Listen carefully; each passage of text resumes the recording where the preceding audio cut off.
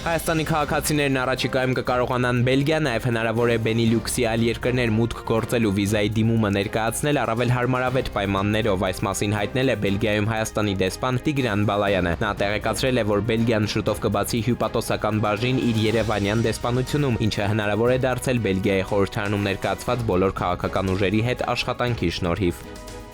Խորհրդային միության փլուզումից հետո առաջին անգամ ցամաքային ճանապարհով ադրբեջանցիներ են եկել Հայաստան, նրանք մուտք են գործել մեր երկիր, Տավուշի մարզի սահմանազատված եւ սահմանագծված հատվածով անցել են բոլոր համապատասխան ընթացակարգերը։ Ադրբեջանի քաղաքասարակության անդամները Երևանում կլինեն փետրվարի 13-ից 14-ը, մասնակցելու խաղաղության կամուրջ նախաձեռնության շրջանակում անցկացվելիք երկկողմ կլոր սեղանին։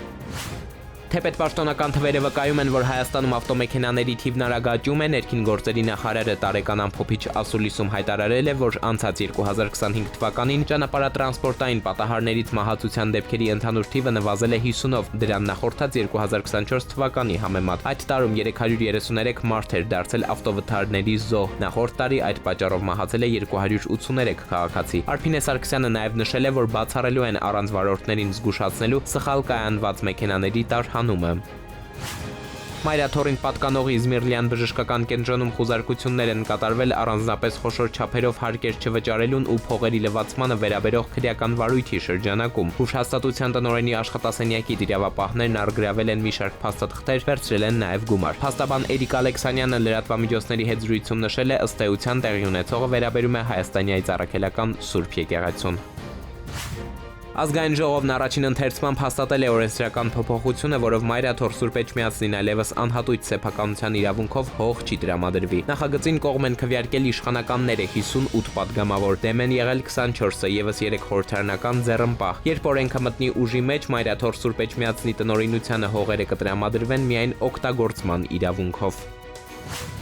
Երևանի ճանապարհներին վերջին օրերին բացված փոսերի խնդիրը քաղաքապետարանն այսօրվանից կփորձի լուծել։ Գիշերը ժամը 23-ից մայրաքաղաքի տարբեր հատվածներում կմեկնարկեն փոսալցումների համապատասխան աշխատանքները։ Ի դեպ, թեպետ ըստ քաղաքապետարանի մեկնաբանության ճանապարհներին խնդիրն առաջացել էր նաև ձնամաքրման աշխատանքներով պայմանավորված փողոցներում աղուավազ շախտալու պատճառով տարածքային կառավարման եւ ենթակառուցվածքների նախարարն այսօր վստահեցրել է, որ իր ղեկավարած գերատեսչության ենթակայությամբ գործող ճանապարհային դեպարտամենտը չի կառուցել գեթ 1 կիլոմետր ճանապարհ, որն աղլցնելու պատճառով կարող էր քանդվել։